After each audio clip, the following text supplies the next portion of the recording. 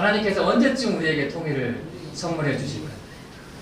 아무도 모르니까 아무거나 얘기해도 됩니다. 언제쯤 주실까요? 하나님의 때, 그 하나님의 때가 몇 년쯤 될까요? 그럼 남유다가 바벨론에 망하고 포로가 된 이스라엘 백성들의 마음에는 이제 곧 이 고난의 시대가 끝나고 해방이 찾아올 것이라는 소망이 있었어요. 그 소망을 가지고 10년, 20년을 보내게 됩니다. 그리고 그 소망이 다니엘을 통해서 말씀하시는 것을 듣고 그리고 에스더 왕비를 통해서 그 마음 가운데 확증을 받게 돼요. 그리고 이스라엘이 정확히 70년 되는 해에 일체화 포로 기한이 이루어집니다. 그리고 결국엔 느헤미야와 에스라를 통해서 그리고 스룹바벨을 통해서 무너진 성전을 재건하게 돼요. 그리고 그 나라 가운데 하나님의 나라가 선포가 됩니다. 이스라엘 백성들의 마음 가운데 있던 소망이 하나님 나라라는 열매로 결실하게 돼요. 우리가 주변에서 그런 얘기를 많이 듣지 않습니까? 하나님께서 바벨론 포로 70년 만에 이스라엘을 회복시키신 것처럼 우리나라 가운데도 우리나라가 70주년이 되는 해에 우리나라의 해방을 통일을 선물로 주시지 않겠는가 하는 소망이 기도하는 많은 사람들의 마음 가운데 있어요. 근데 그 첫 번째 70주년이 지난 2015년이었습니다. 우리 민족이 해방됐던 1945년으로부터 70주년이 되는 해였어요. 그리고 올해는 남한과 북한이 동시에 정부가 수립된 70주년입니다. 그러니까 1948년으로부터 해서 두 번째 70주년이 바로 올해라는 거야. 그런데 지난 2015년은 우리 민족이 갈라지기 전에 70주년이고 올해 2018년은 나라가 둘로 갈라진 이후에 70주년입니다. 그래서 우리가 많은 기대를 가지고 올 한 해를 시작을 했어요. 그리고 실제로 올해 정말 새로운 일들이 정말 생각지 못한 일들이 우리 가운데 일어나기 시작했습니다. 지난 4월 27일 날에 정상회담 바로 다음 날 탈북민 성도 1000명이 모여서 기도하는 통일서원 특별기도회가 있었어요. 그런 걸 저희가 준비하면서 한 500명도 안 오면 어떡하나라는 걱정이 있었는데 당일날 몇 명이 왔냐면 1700명이 왔습니다. 지금 대한민국의 탈북 기독인이 10,000명 정도 되는 것으로 이야기를 하는데 10,000명에 1700명이면요 대한민국 전체 탈북 기독인의 17%가 모여서 함께 기도했다는 이야기가 돼요. 7개 교회에서 나와서 기도 인도를 했습니다. 그래서 어떤 성도들은 구호를 외치기도 하고 어떤 성도들은 기도문을 읽고 어떤 성도들은 북한과 중국과 미국의 지도자들에게 편지를 쓰고 어떤 성도들은 북한에 있는 가족들에게 또 편지문을 써서 읽고 하나님 앞에 기도문을 써서 읽고 이렇게 기도회가 진행이 됐어요.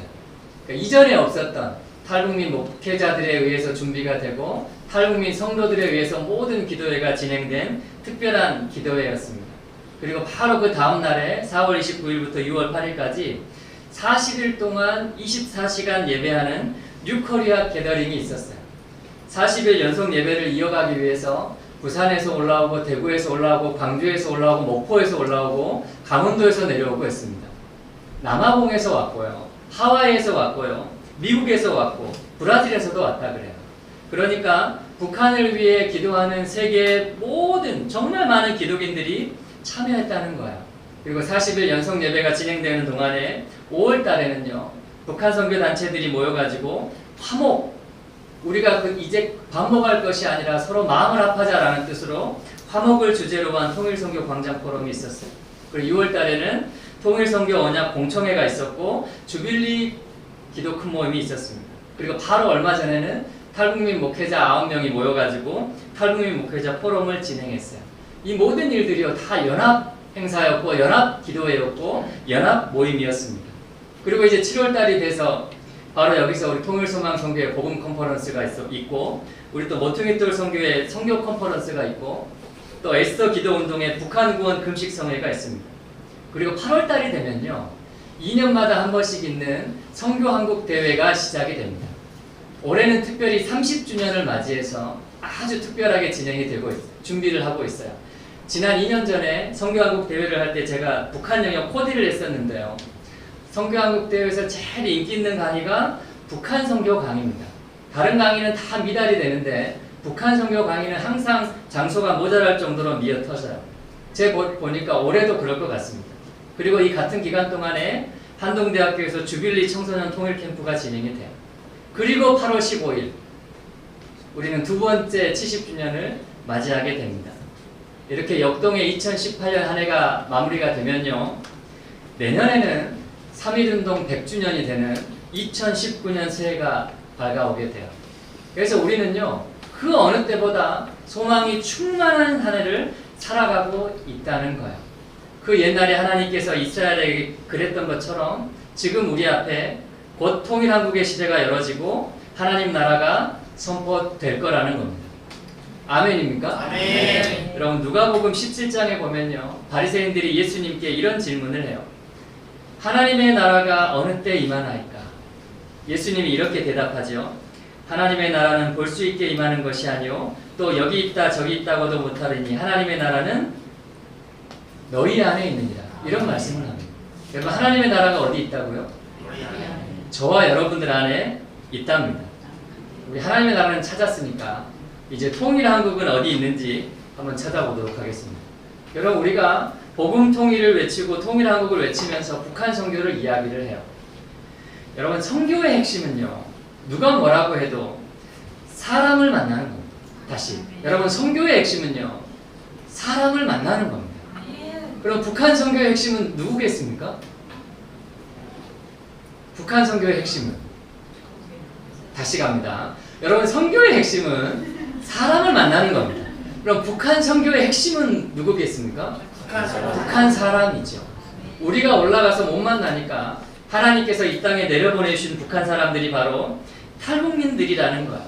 그래서 지금 우리가 할 수 있는 최고의 북한 선교는 한국에 살고 있는 북한 사람들을 만나는 것이라는 점을 여러분들 잊으시면 안 됩니다. 그럼 지금 한국에는 3만 명이 넘는 탈북민들이 들어와 있고 이 중에 1만 명 정도가 교회를 다니고 있어요. 여러분, 통일한국은요, 저기 38선을 넘어서 저기 이북 땅을 밟는 것에 있는 것이 아니라 북한 사람과 남한 사람이 만나는 바로 그곳이 통일한국이라는 거예요. 그런 의미에서 바로 그곳에 하나님의 나라가 이미 우리 안에 들어와 있는 것처럼 통일한국이 저와 여러분들 안에 이미 시작이 되었다는 거예요. 여러분, 우리가 교회 안에서 보통 성도 한 사람 한 사람을 교회라고 부르지 않습니까? 저는 남한에서 어릴 때 할머니를 통해서 할머니 손을 잡고 신앙생활을 해온 남한 교회입니다.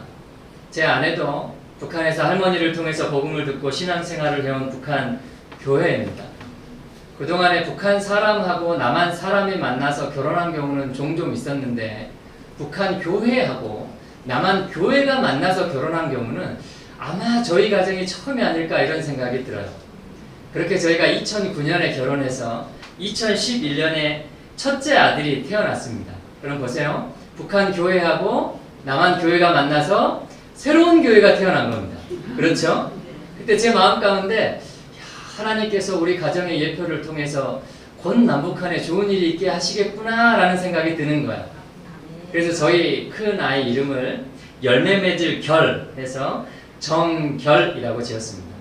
그렇게 태어난 저희 아이들이 벌써 8살, 6살이 돼요. 그리고 셋째 아이가 얼마 전에 올해 3살이 됐습니다. 저는 집에서 저희 아이들이 크는 것을 볼 때마다 이제 곧 통일이 점점 가까워지고 있는 것을 봐요. 저희 꼬맹이가 5년 후면 초등학교에 들어갑니다. 근데 제 마음 가운데 하나님, 이 아이는 엄마 고향 함경북도 원성에서 초등학교를 다니면 좋겠습니다라는 소망이 제 마음 가운데 있어요. 여러분, 저희 집 안에 통일한국과 하나님의 나라가 있습니다. 저희 큰아이가 올해 초등학교에 들어갔어요.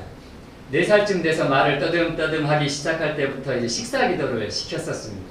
이제 결아 기도해봐 하면 얘가 제일 처음 했던 기도가 눈을 가만히 감고 있다가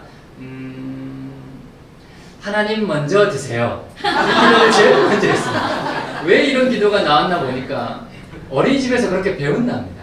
선생님 먼저 드세요. 친구들아 맛있게 먹자. 그러면서 밥을 먹는데 이게 생각이 났나 봐.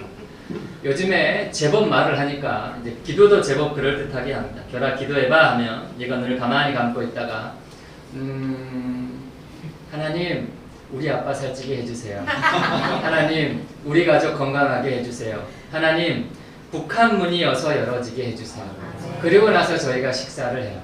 여러분, 북한이 뭔지 통일이 뭔지 아무것도 모르고 드리는 기도지만 이 기도가 이 아이의 인생을 바꿔 놓을 겁니다.